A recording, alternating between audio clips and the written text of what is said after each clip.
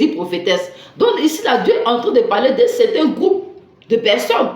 Il n'a pas dit tout le monde. Il dit celle qui se dit prophétesse, ça veut dire que déjà, elle n'est même pas prophétesse. Elle prend le titre de prophétie pour prophétiser. Les fausses prophéties. Donc Dieu s'attaque ici aux fausses prophéties. Donc quand une parole est donnée dans la Bible, nous avons la sagesse de l'analyser, nous avons l'intelligence de la comprendre. Parce que quand on me dit que la femme ne doit pas parler même de Dieu, moi ça m'étonne. Comment une créature ne peut pas parler de celui qui l'a créé? Je ne sais pas. Pourquoi on ne doit pas parler de Dieu? Maintenant, si on ne parle pas de Dieu, que ce sont les hommes ceux qui parlent de Dieu, est-ce que le salut des hommes qui parlent de Dieu là vont nous sauver? Non. Chacun doit parler de son Dieu, chacun doit louer son Dieu, chacun doit remercier son Dieu. Mais comme tout le monde ne peut pas parler de Dieu, Dieu a sélectionné certaines personnes qui reçoivent l'onction. Souvent, mais ce n'est pas d'elles-mêmes. Mais les dons sont là, les messages sont là. Tu es mis à part, tu es obligé de dire ce que Dieu te donne. Mais ici, Dieu s'attaque à un certain groupe de personnes. L'apôtre Paul lui s'est attaqué aux femmes qui ne sont pas soumises. Il dit, elle doit être soumise dans l'église. Elle ne doit pas enseigner, prendre l'autorité sur les hommes, sur son mari. Elle n'a pas le droit de se lever pour enseigner, pour dire, parce qu'il y avait des désordres dans certaines églises. Donc, c'est en faisant ces églises qu'il a donné les solutions puis les réponses. Il y avait plusieurs églises. Donc, chaque église avait ses réalités. Donc, s'il y a une église où il y a du désordre, chaque femme prend la Bible, elle vient, elle fait ce qu'elle veut, c'est normal. Donc, ça, il répondait à une réponse d'une église. Il répondait à une réponse d'une église. Donc, il dit ce qu'il déplore, c'est que tu peux mettre à la femme Jizabel. Et son nom a été mentionné, on n'a pas dit toutes les femmes. C'est que tu autorises aux femmes, mais il dit à la femme Jizabel. Quand on dit là, ça veut dire que c'est un groupe de personnes. La femme qui se dit prophétesse. Ici, je peux expliquer par les prophéties, les fausses prophéties. Ayons la sagesse, ayons le discernement, par les fausses prophéties. Il y a des prophéties qui sont inutiles. C'est ce que l'Éternel voulait dire. Il y a des prophéties qui sont inutiles. Le don de prophète, c'est le don le plus précieux. Le don peut dire le don le plus précieux. Parmi tous les appelés. Parmi tous les appelés. Le don le plus précieux. Il y a le don de prophétie. Le prophète. Mais ça, c'est une grande bénédiction. Être la bouche de l'Éternel. Il y a le don pastoral, les pasteurs les enseignent, il y a les docteurs de la parole, il y a des apôtres. Mais le prophète, toi tu es la bouche de l'Éternel. Donc la bouche de l'Éternel de nos jours, quand elle parle, elle vient pour édifier, consoler, restaurer. Donc une prophétie qui n'a pas de sens, qui va diviser. Moi je pense que c'est ces personnes-là, Dieu a dit non, qu'à se taire. Voilà. Il faut te taire. Pour ce genre de prophétie, parce que ce que Dieu déplore, il dit c'est que tu laisses la femme prophétiser, celle qui se dit prophétesse. Maintenant ici, pour cette parole, je reviens encore dans les Écritures. Pour cette parole, on va prendre Galates 3, verset 28. Galates 3, verset 28 dit quoi? Galates 3, verset 28 dit quoi? Que depuis l'arrivée de Jésus, Jésus a payé le prix. Donc il n'y a plus de femmes, il n'y a plus d'hommes, il n'y a plus de juifs, il n'y a plus d'esclaves. En Jésus, il n'y a plus d'esclaves, il n'y a plus de noirs, il n'y a plus de blancs. Nous sommes tous un en Jésus. Nous sommes l'épouse du Christ. Donc ici, quand Dieu même dit la femme, les hommes même sont inclus dedans. Donc, lisons bien les Écritures et soyons sages. Il y a des choses que quand toi-même tu analyses, même si la Bible dit que la femme ne prêche pas là, quand toi-même tu analyses, ça a quel sens? Ça a quel sens? C'est pourquoi Dieu a dit, lui dit, le Saint-Esprit viendra sur vous et vous conduira dans la vérité. Donc, de la même manière dont d'autres personnes décortiquent la Bible, ce n'est pas de cette même manière d'autres aussi la décortiquent. Parce que c'est le Saint-Esprit qui nous donne l'intelligence de pouvoir décortiquer la Bible. Quand tu lis la Bible, c'est une sagesse divine qui te permet de comprendre. Cette même sagesse, d'autres vont lire et ne vont pas comprendre. Parce que je ne peux pas accepter pourquoi une femme ne peut pas enseigner. Parce qu'elle est femme. Comme la femme, elle est soumise là. Donc, tout ce qu'ils ont dit, ils ont dit femme, vous attribuez ça aux femmes, au sexe plus faible. Parce que là, elle est mariée. Mais si on avait dit une mère va pas enseigner son enfant, pourquoi il va grandir? Si une mère n'enseigne pas, elle va grandir. Pourquoi? On a vu Marie qui était auprès de Jésus. Elle était là. Il y a des choses qu'elle lui a dit, mon fils, il faut faire ça, il faut faire ça, il faut faire ça. C'est pas elle qui l'a mené à faire son premier miracle. Quand il a dit, mais l'heure n'est pas encore arrivée là. Est-ce que tu connais ce que tu viens de faire sur la terre? Il a dit, qu'est-ce qu'il y a entre toi et moi là? Mon heure n'est pas encore arrivé. Il a dit, il fait ce qu'il va vous dire. Il dit, il faut commencer. C'est vrai que ton heure n'est pas encore arrivé, mais il faut commencer. Il y a longtemps, tu es dans cette histoire-là. Il a commencé. C'est son fils. Une mère qui a son enfant, souvent même vous voyez même les hommes de Dieu, elles n'ont pas de maman. Souvent les mamans même donnent les messages, mon fils, il faut dire ça là, il faut faire comme ça. Mais pourquoi elle ne parle pas? Donc elle peut le faire. Donc une mère va le faire. Mais donc si une mère peut le faire, maintenant en plus encore une servante de Dieu. Waouh! Ne confondez pas la servante de Dieu avec la mère, avec la fille, avec la femme. Non, ce sont des identités différentes. Non. Ce n'est pas la même chose. Sinon, tout ce qui a un nom existe. Pourquoi le nom servante de Dieu est dans la Bible? Maintenant, vous voulez attribuer ça aux femmes. Pourquoi? C'est pas toutes les femmes ne sont pas des servantes de Dieu. Les servantes de Dieu sont des personnes mises à part. Donc là où on dit ne permet pas à la femme de prophétiser, on peut même parler des hommes. Parce que si Galates 3, verset 28 nous dit qu'il n'y a plus d'hommes, il n'y a plus de femmes, il n'y a plus d'esclaves. Donc il ne faudrait pas que d'autres pensent qu'ils sont plus élevés dans l'œuvre de Dieu que leurs camarades. Dieu peut utiliser n'importe qui pour prophétiser. Dieu peut utiliser n'importe qui pour enseigner. Pourquoi Dieu va rejeter la femme? Pourquoi la femme n'a pas le droit de parler de lui? Pourquoi? Pour quelle raison? S'il est rempli d'amour et puis si nous sommes sur la grâce et puis nous parlons par la foi. Ces femmes-là, c'est par la foi qu'elles ont renversé la situation.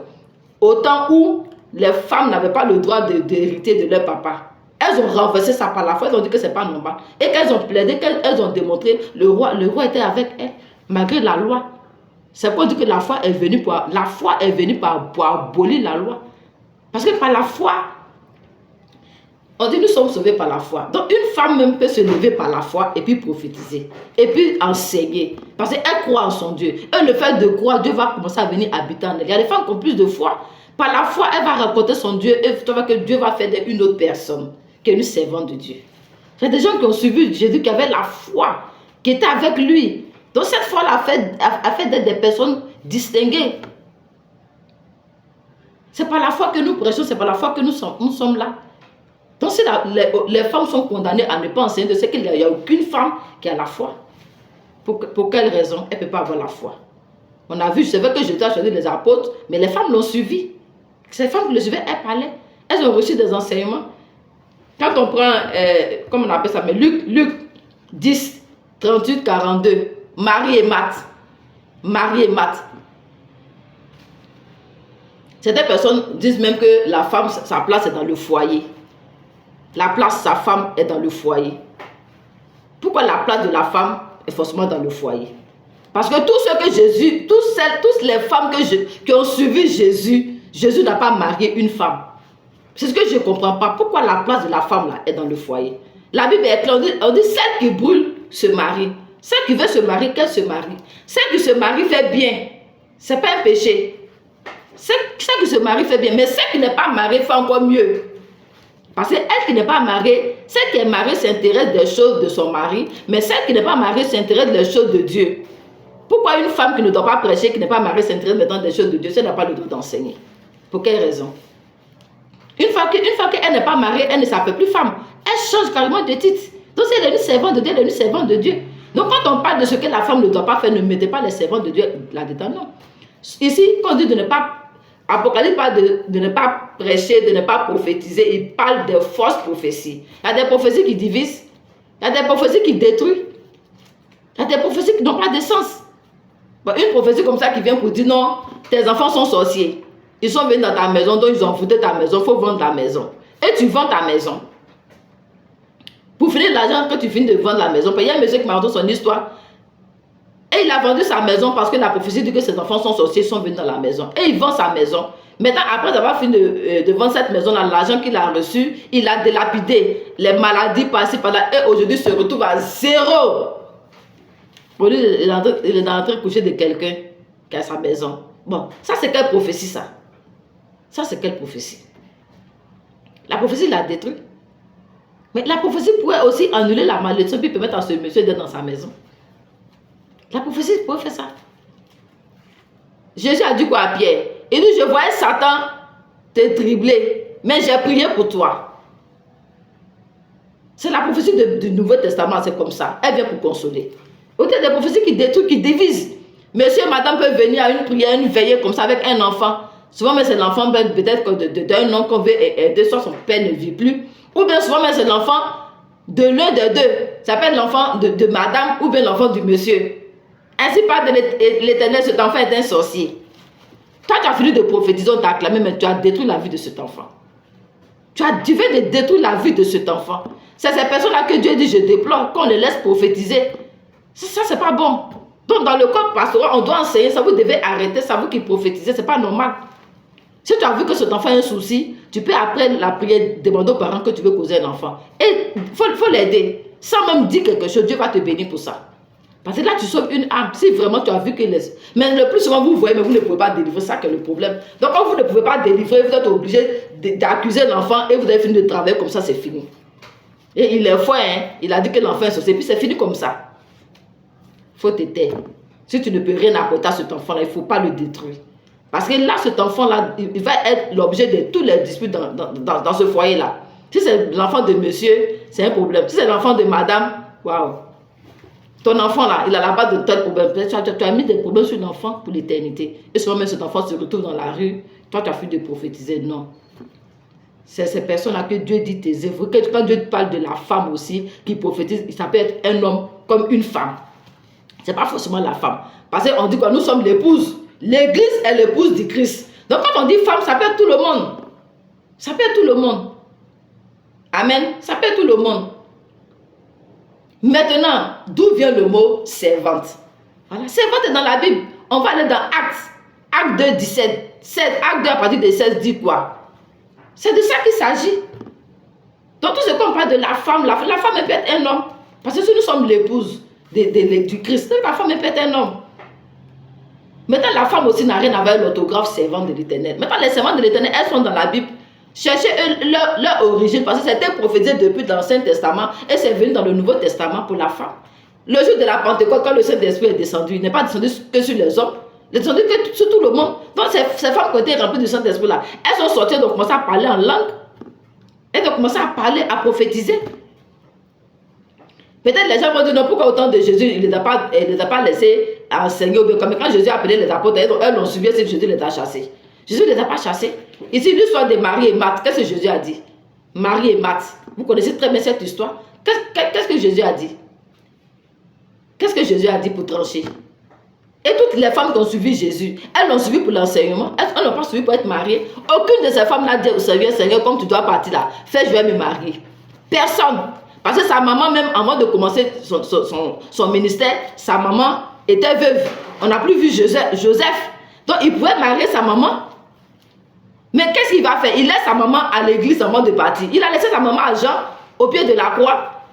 Il a laissé sa maman à Jean au pied de la croix. C'est de là qu'est partie maman spirituelle, enfant spirituel. Il a dit, mère, voici ton enfant. Enfant, voici ta mère. C'est de là qu'est partie enfant spirituel, maman spirituelle. Mais il n'a pas marié sa maman à un homme. Il a laissé sa maman à l'église. Pourquoi? Les maris de Magdala, la femme samaritaine qui ont suivi Jésus, Jésus les a mariés. La femme samaritaine qui est venue, que Jésus a dit, donne-moi de l'eau, je vais boire. Il a dit, appelle ton mari. Elle a dit quoi? Elle dit, je n'ai pas de mari. Il dit, tu ne me mens pas. Tu penses que tu me parles mal, mais c'est la vérité. Parce que tu as ton 5e mari, lui, mec qui est là, c'est un menteur. Dans peu de temps, il va te laisser. Donc, ce n'est même pas ton mari.